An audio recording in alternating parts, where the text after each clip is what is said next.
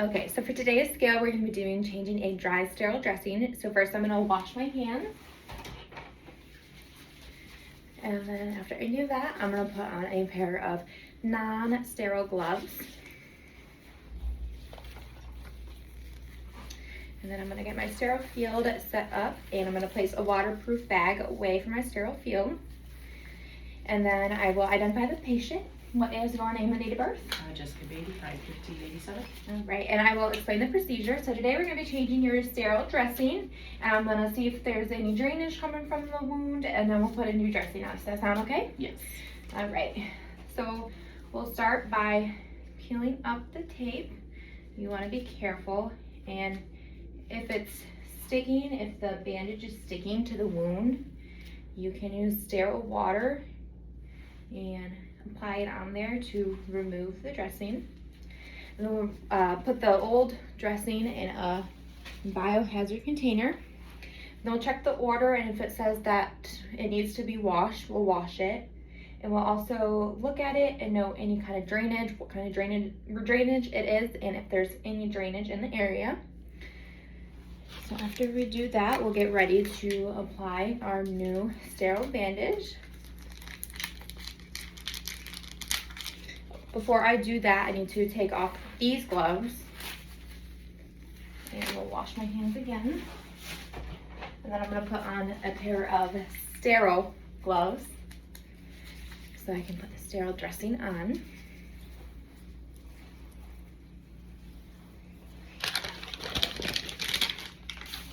So we got my sterile gloves here, and put them on.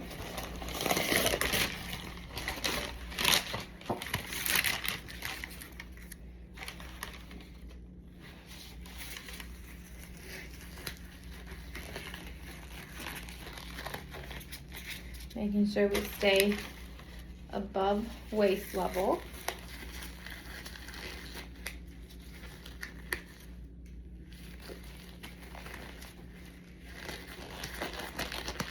Okay, now that our sterile gloves are on,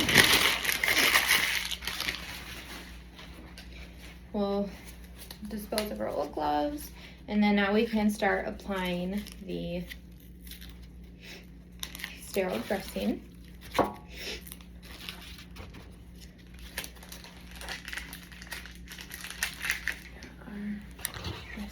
Here.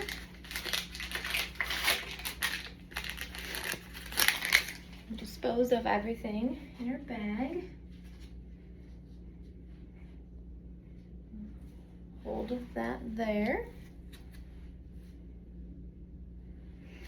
And then some bandage.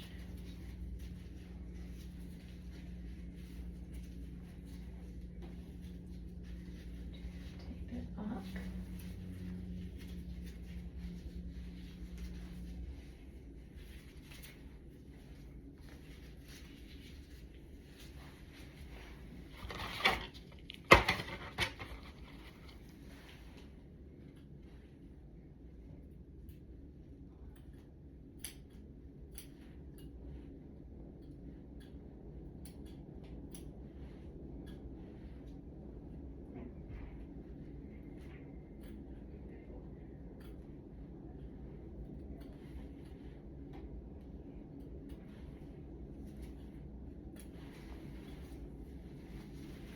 Pull that nice and tight.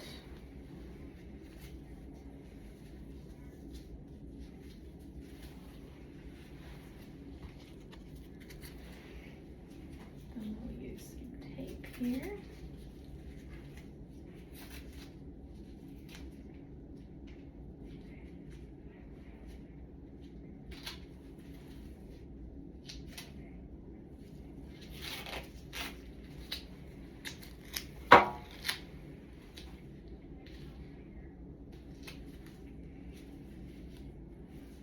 Okay, and then once we are done, we'll clean up my sterile field and we'll dispose of it in the proper biohazard bags.